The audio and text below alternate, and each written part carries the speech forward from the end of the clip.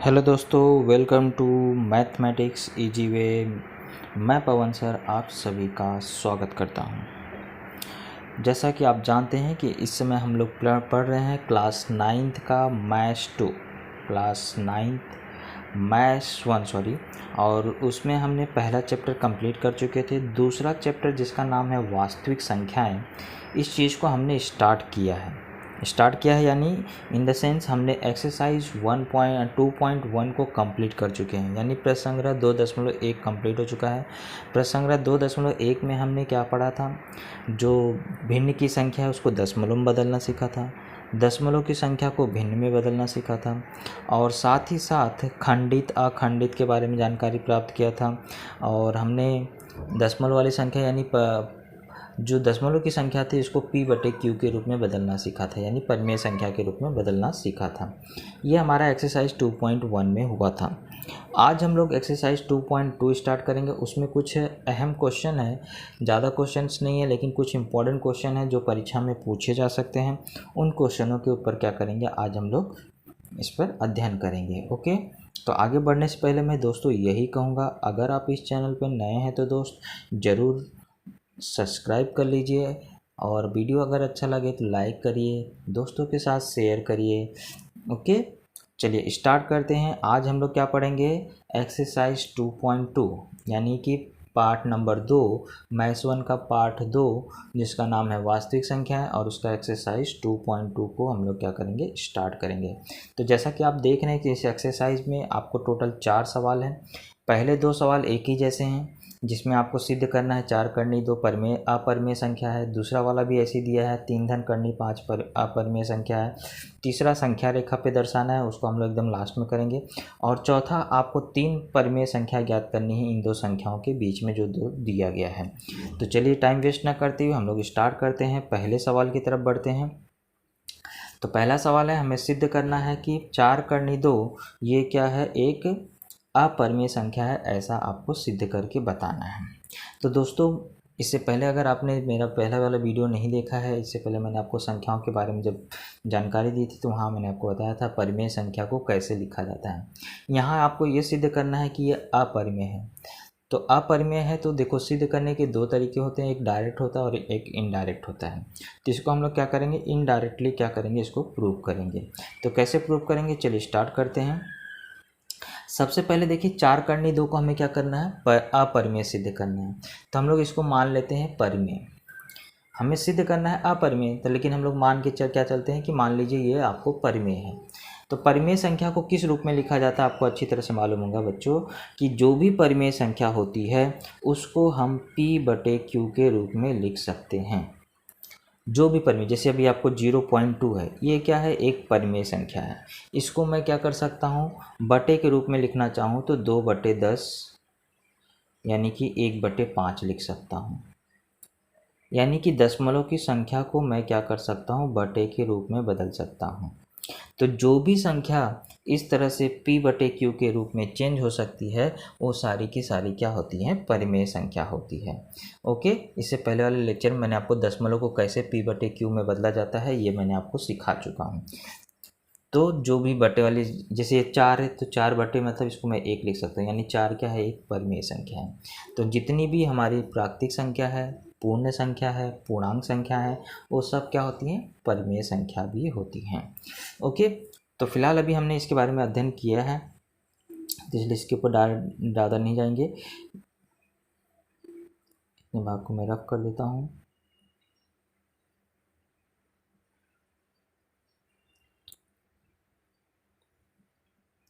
Okay, चलिए अब हम लोग सिद्ध करते हैं।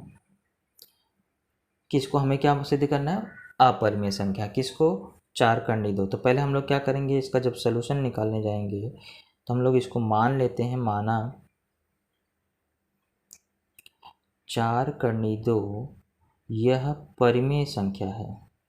ये क्या है, परिमेय, जबकि हमें इस क्या सिद्ध करना है, अपरिमेय, लेकिन हम लोग इसको मान के चलते हैं कि ये परिमेय संख्या है।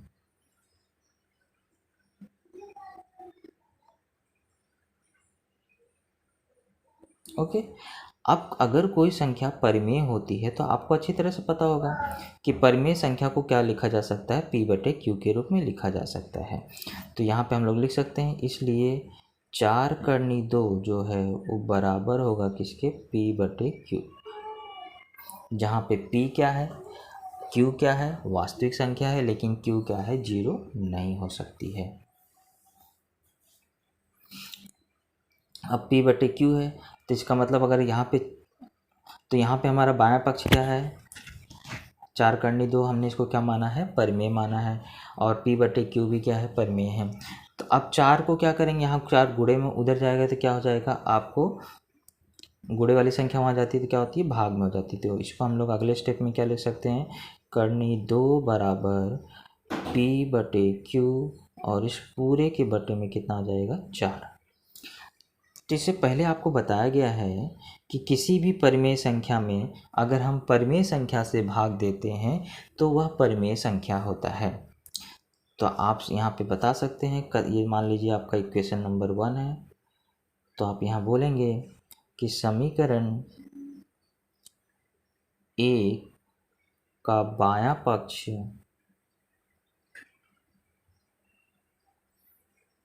ओके, उससे पहले हम लोग ये चीज़ बता देते हैं कि कर्णी 2 क्या होती है, एक अपरिमेय संख्या, क्योंकि कर्णी की संख्या आप जानते हैं क्या होती है, अपरिमेय। तो पहले यहाँ हम बता देंगे, कर्णी 2 यह अपरिमेय है ना, जिसका हम वर्गमूल नहीं ज्ञात सकते, जिसका घनमूल ज्ञात नहीं कर सकते, वो क्या होती हैं, अपरिमेय होती है। तो कर्णी 2 क्या है, एक अपरिमेय है। तो इसका मतलब क्या हुआ कि समीकरण 1 का, अर्थात हम कह सकते हैं समीकरण 1 का बायां पक्ष अपरिमेय तथा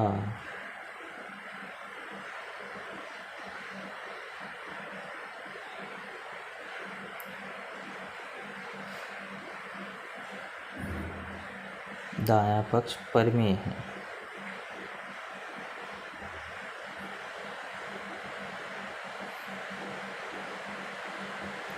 है ना। मैंने बताया था किसी भी परिमेय संख्या में परिमेय संख्या से भाग देते हैं तो क्या होता है, परिमेय संख्या ही आता है। तो दायां पक्ष क्या है, परिमेय, और बायां पक्ष क्या है, अपरिमेय, जो कि असंगत है, जो कि संभव नहीं है।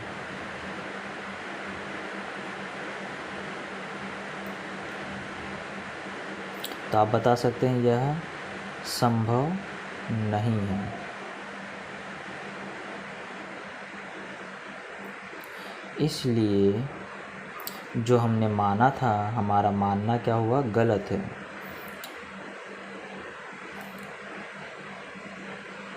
हमारा मानना असंगत है।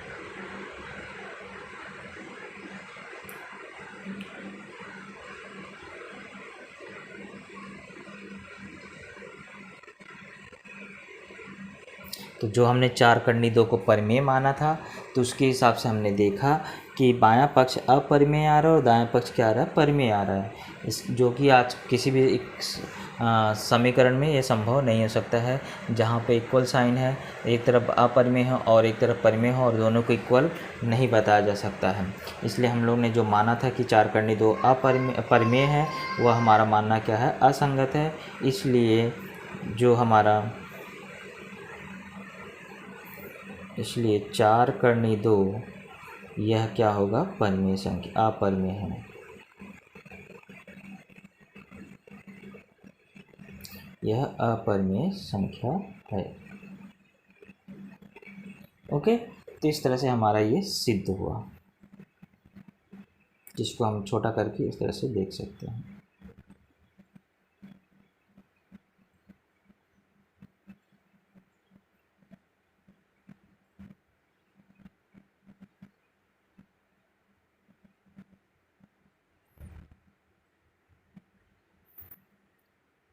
क्लियर। अब हम लोग बढ़ते हैं अगले क्वेश्चन की तरफ। तो दूसरा वाला क्वेश्चन में देखो बिल्कुल वैसे ही है। यहाँ पे वहाँ 4 करनी 2 पूछा था, यहाँ 3 धन करनी 5 पूछा है। सेम वही प्रोसीजर आपको क्या करना है, फॉलो करना है। कोई भी टेंशन वाली बात यहाँ पर नहीं होनी चाहिए। तो यहाँ भी हम लोग पहले क्या मान लेंगे, माना जो भी संख्या दिया रहेगा सीधे करने के लिए उसको पहले मान लीजिए। माना 3 धन करनी 5 यह परिमेय संख्या है।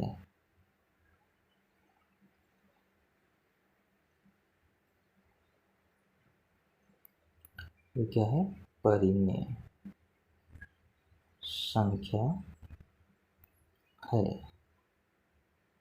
ओके, अब हमने अगर इसको परिमेय माना है तो आप अच्छी तरह जानते हैं कि 3 धन करनी 5 को हम कैसे लिख सकते हैं, P/Q। और यहाँ बता सकते हैं P तथा Q वास्तविक संख्या है। तो Q क्या है, आपको P का वैल्यू नहीं 0 हो सकता है, Q का वैल्यू भी क्या हो सकता है, 0 नहीं सकता है। यानी P और Q क्या है, पूर्णांक संख्या है, वास्तविक नहीं पूर्णांक है।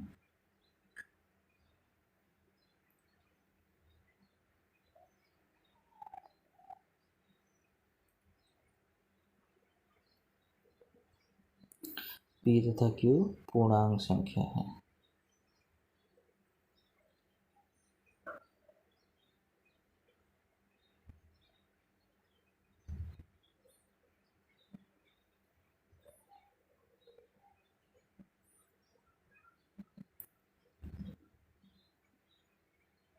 मैंने पहले वाले में नहीं लिखा था, आप लिख सकते हैं। और Q की वैल्यू इसमें से 0 नहीं हो सकती है, इतनी शर्त आपको बताना है। ओके, अब इसके बाद 3 यहाँ प्लस में, उधर जाएगा तो क्या हो जाएगा, माइनस में। आप अच्छी तरह जानते हैं, इसलिए करनी 5 यहाँ बराबर ये P/Q माइनस क्या आ जाएगा, यहाँ पे 3 आ जाएगा। तो अब बताएंगे करनी 5 यह अपरिमेय है, लेकिन करनी 5 ये क्या है, अपरिमेय है।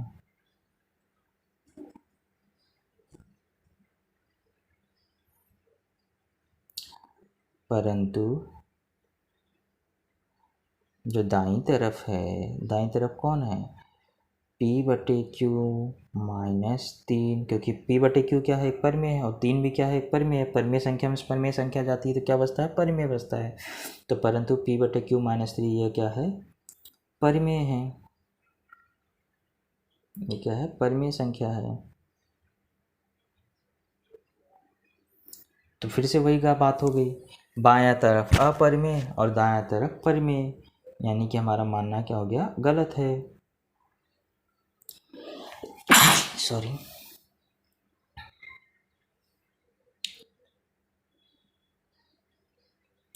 अर्थात समीकरण 1 का बायां पक्ष अपरिमेय तथा दायां पक्ष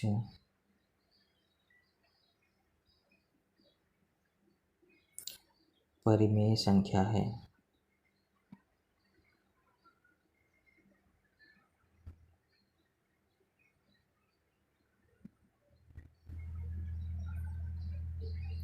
यहाँ समीकरण नंबर डाल दीजिएगा।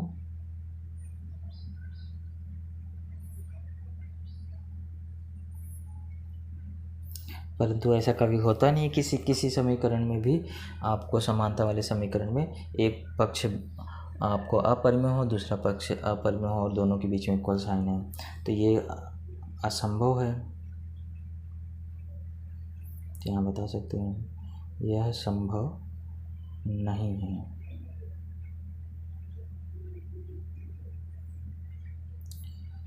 इसलिए हमारा जो मानना था असंगत है, मानना असंगत है।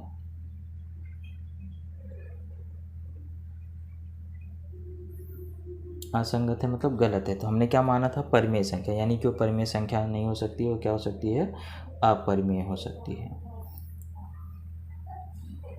इसलिए 3 धन कर्णी 5 यह अपरिमेय है। इस तरह से हमारा क्वेश्चन क्या हुआ, यहाँ पे कंप्लीट हुआ। सेम वैसे ही आप करना था जैसे आपने पहले किया था। तो स्टार्टिंग से आप यहाँ देख सकते हैं कैसे हमने स्टार्ट किया था।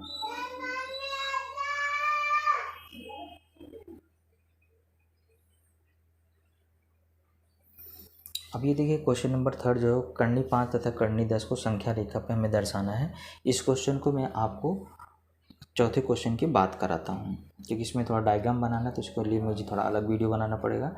तो इस क्वेश्चन को हम लोग क्या करते हैं, क्वेश्चन 4 की बात करते हैं। ओके, चलिए क्वेश्चन नंबर 4 में आते हैं। देखिए आपको बोला निम्नलिखित संख्याओं के मध्य स्थित कोई भी 3 परिमेय संख्या में ज्ञात करना। वैसे आपको 2 संख्याओं के बीच में असंख्य परिमेय संख्या होती है।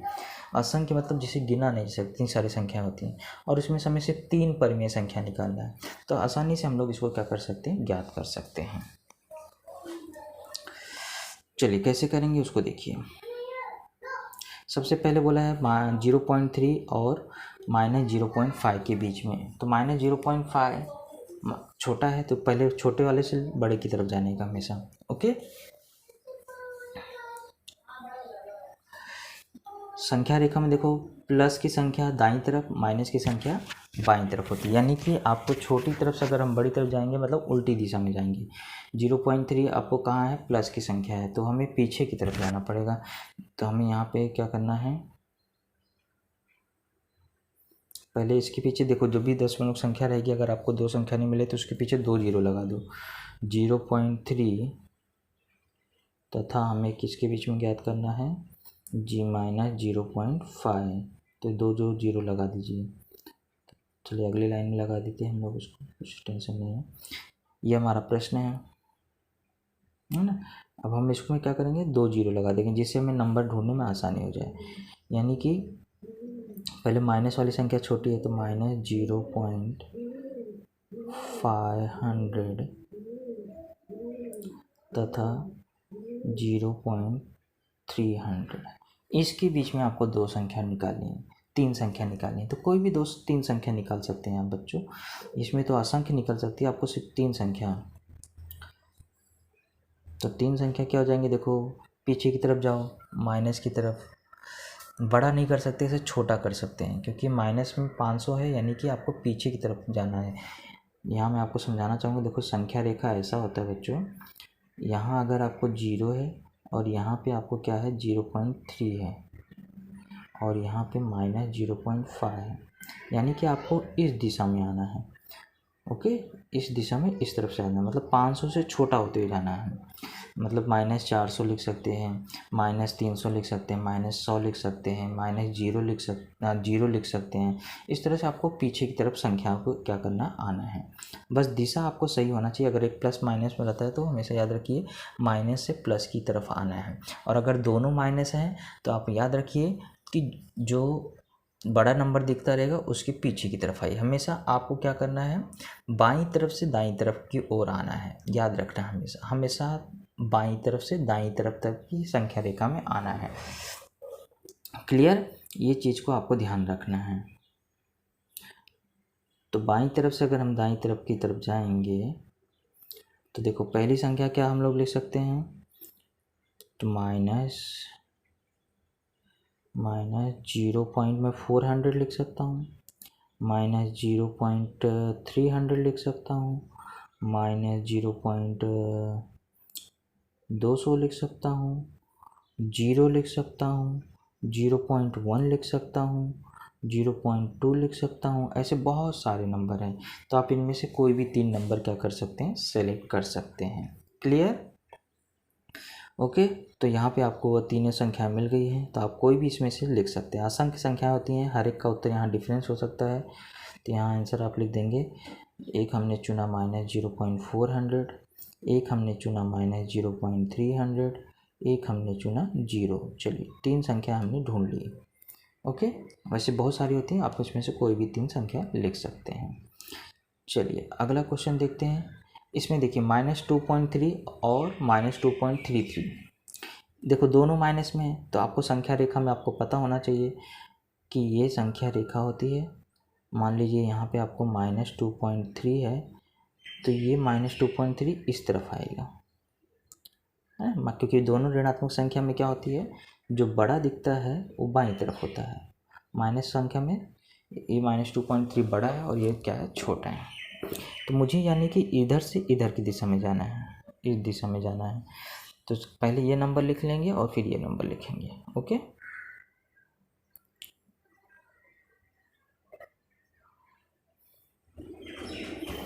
चलिए, तो सबसे पहले हम लोग क्या करते हैं, कौन सा नंबर लिखेंगे, ये जो आपको -2.33 तथा -2.3। अब देखिए इसमें मैंने बताया था दशमलव के बाद 2 जीरो लगा दीजिए या 1 जीरो लगा दीजिए, जैसे भी आपको मन जाए।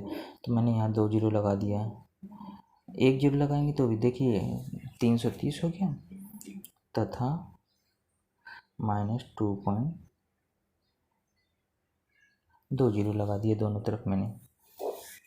अब आप इसके बीच में इतने सारे नंबर हैं, कोई भी नंबर लिख सकते हैं ना, पीछे की तरफ आते जाइए बस।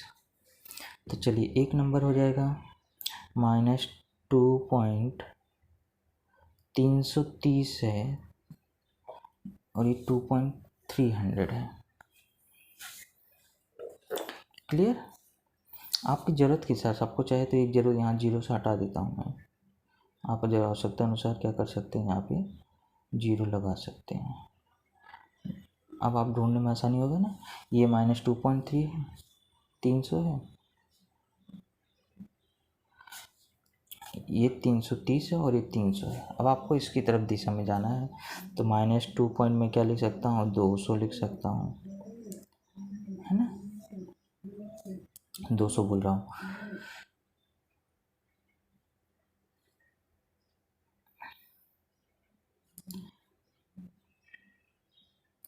-330 और ये 3, तो मैं इसको क्या लिख सकता हूँ, 229 लिख सकता हूँ, -2.228 लिख सकता हूँ, -2.227 लिख सकता हूँ। इस तरह से आप कई नंबर्स इसमें क्या कर सकते हैं, लिख सकते हैं।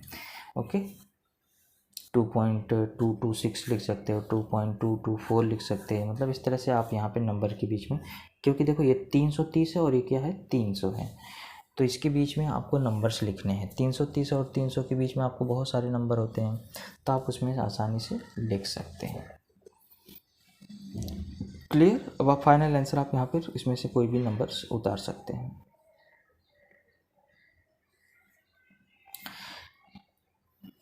चलिए अगला क्वेश्चन, इसको देखो हल करने का दूसरा भी तरीका होता है, दोनों को जोड़ करके 2 से डिवाइड करते हैं तो नंबर्स भी आपको बीच की नंबर्स मिल जाते हैं। ये सरल तरीका है अगर आपको 3 नंबर ढूंढना है। जैसे मुझे ये दोनों नंबर को क्या करना है, ऐड करना है और 2 से डिवाइड कर देना है, तो 1 नंबर मिल जाएगा। फिर जो 2 नंबर आएंगे उसके भी दोनों को ऐड करना है और उसके बीच में क्या करना है, आपको 2 से डिवाइड करना है। यही काम करके भी हम लोग निकाल सकते हैं, लेकिन वो थोड़ा सा स्टेप बड़े हो जाते हैं। तो यहाँ पे मैं आंसर में क्या लिख सकता हूँ, एक -2.29 लिख सकता हूँ, एक -2.228 लिख सकता हूँ, और एक मैं लिख सकता हूँ यहाँ पर -2.227 लिख सकता हूँ। क्लियर? 3 नंबर हमें बोला था, 3 नंबर हमने लिख लिया। अब आगे बढ़ते हैं अगले क्वेश्चन पे। 5.2 और 5.3, ये तो बहुत सिंपल, इसको आपको ज़्यादा सोचना नहीं है। 5.2 20 कर दिया मैंने, और इसको मैंने क्या कर दिया, 5.30 कर दिया। अब इसके बीच में आप नंबर नहीं ढूंढ सकते, 21 22 लिखते जाइए, तो 5.21 हो जाएगा, 5.22 हो जाएगा, 5.32 3 हो जाएगा। 3 नंबर लिखना था, यही आप फाइनल कर दीजिए। क्लियर? तो इसमें आपको डाउट नहीं होना चाहिए, आप आंसर बाद में लिख लीजिए। एक हमने लिखा 5.21, एक हमने लिखा 5.22, एक हमने लिखा 5.23। क्लियर? चलिए अगला क्वेश्चन बढ़ते हैं। अब इसमें भी देखिए माइनस की दोनों संख्या आ गई, मतलब इस दिशा से इस दिशा में आना है आपको। तो -4.6 तथा -4.5।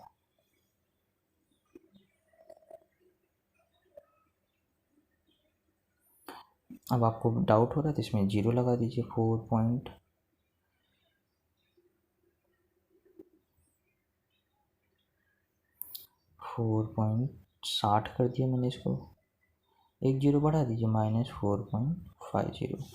अब इसके बीच में आप जानते नहीं पीछे की तरफ देखो, 60 से फिर 50 की तरफ जाना है, मतलब पीछे की तरफ जाना है। तो आप आसानी से नंबर ढूंढ सकते हैं। कौन कौन से नंबर लिख सकते हैं? -4.60 था ही, -4.59 पीछे की तरफ जाना है। माइनस देखो 50 की तरफ आना है ना, तो नंबर आपको पता चल रहा है यहाँ किस दिशा में जाना है।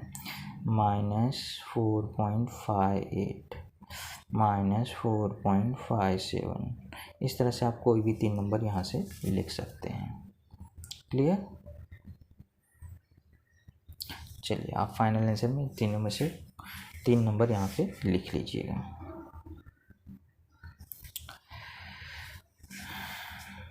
मैंने इसका आंसर नहीं लिखा, आप आंसर में लिख लीजिएगा। -4.59 एक नंबर हो गया, दूसरा नंबर -4.58, तीसरा नंबर हो गया -4.57। तो यहाँ पे मैंने क्वेश्चन नंबर 4 भी कंप्लीट कर दिया है। अब हमारे पास बचता क्या है? क्वेश्चन नंबर 3 जो करनी संख्या को परिमेय संख्या वहाँ पे दर्शाना है। तो मैं आपको चाहे तो रफली यहाँ सिखा दे रहा हूँ, बाद में मैंने आपको दूसरे वीडियो में पेज पे भी सिखा दूँगा कैसे बनाना है। मैं आपको यहाँ रफली सिखा देता हूँ। जैसे यही क्वेश्चन है आपके पास, इसको अगर करनी संख्या पे दर्शाना है तो बच्चों आपको क्या करना है? सबसे पहले देखो, एक सीधी रेखा खींच लेना ऐसे, और एक जगह 0 यहाँ पे लिख देना।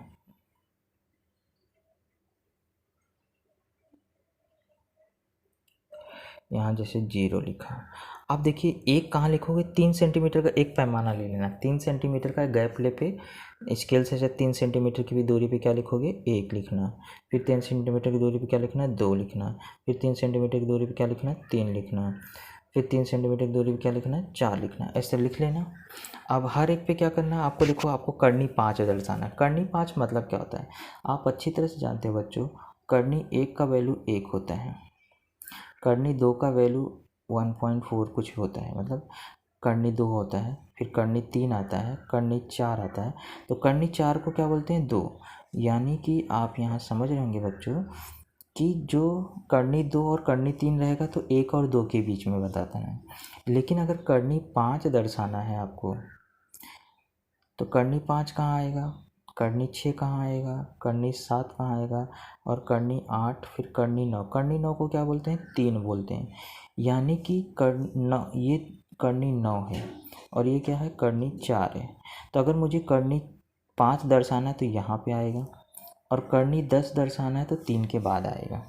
ये चीज़ आप अच्छी तरह से समझ रहे होंगे, है ना। 2 को क्या बोलते हैं? करनी 4 बोलते हैं, और 3 को क्या बोलते हैं? करनी 9। तो करनी 5 2 और 3 के बीच में आएगा, और करनी 10 3 और 4 के बीच में आएगा। तो इसके लिए हमें क्या करना है? पूरा का पूरा यहाँ पर ऐसा एक सीधी लाइन खींच लेना है। सीधी लाइन खींचने के बाद मैंने आपको बताया यहाँ एक जगह 0, फिर 3 सेंटीमीटर की दूरी पे 1, फिर 2, फिर 3, फिर 4। इसके बाद आपको क्या करना है? लंबवत ऐसे लाइन खींच देना, लेकिन एक पे नहीं खींचना क्योंकि हमें एक की ज़रूरत पड़ेगी नहीं। ओके, हमें 2 पे खींचना है और 3 पे खींचना है। इसे लंबवत होना चाहिए चांदे की सहायता से। और यहाँ पे 0 वाले पे क्या करना है? गोला प्रकार की नोक रखना है। 3 सेंटीमीटर की ऊंचाई लेना बच्चों। यहाँ 3 सेंटीमीटर की ऊंचाई पे A नाम दे देना, और यहाँ 3 सेंटीमीटर ऊंचाई पे B नाम दे देना।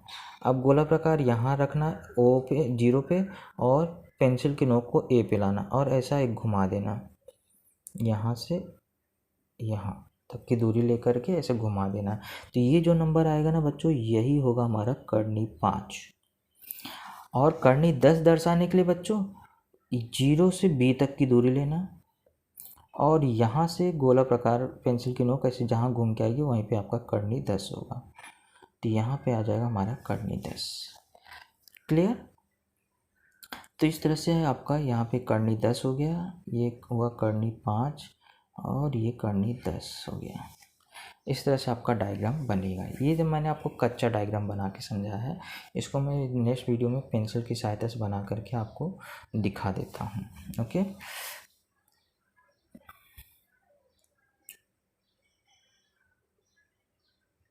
कि सबसे पहले आपको क्या करना है, एक स्केल की सहायता से इसे लाइन खींच लेना है। बड़ी सी लाइन आप खींच लेंगे।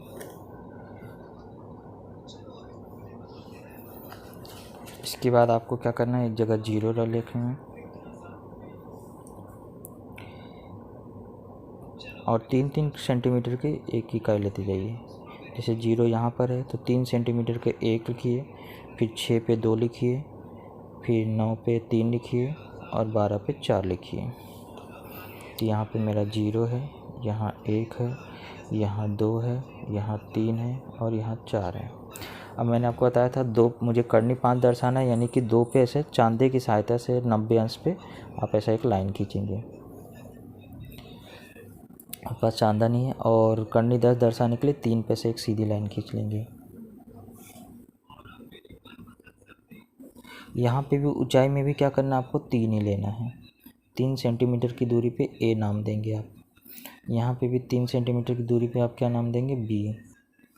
तो ये हमारा ए हो गया, ये हमारा बी हो गया। ओके। अब हमें क्या करना है, ओ पे रखना है। ओ मतलब यहाँ जीरो है और ए तक की दूरी लेना है और इसे घुमा देना है। तो ये हमारा हो गया कर्णी 5। ऐसे सेम बी तक की दूरी लीजिए और घुमा दीजिए। तो ये हो गया हमारा कर्णी 10। तो हमारे 2 नंबर आ गए। एक यहाँ पर हमारा आ गया कर्णी 5 और यहाँ पे जो नंबर आ गया ये हो गया कर्णी 10। और ओ से सॉरी जीरो से इसको ए को मिला दीजिए।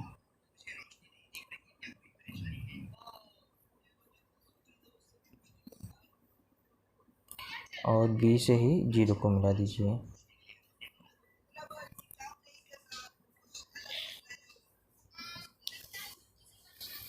तो यहाँ पे हमारा जो सी है वो क्या दर्शा रहा है, कर्णी 5 और डी जो दर्शा रहा है वो कर्णी 10 दर्शा रहा है। तो इस तरह से हमारा डायग्राम क्या हो जाएगा, पूरा हो जाएगा। क्लियर। आई होप आपको समझ में आ गया होगा। मैं नज़दीक से इसको दिखा देता हूँ आपको।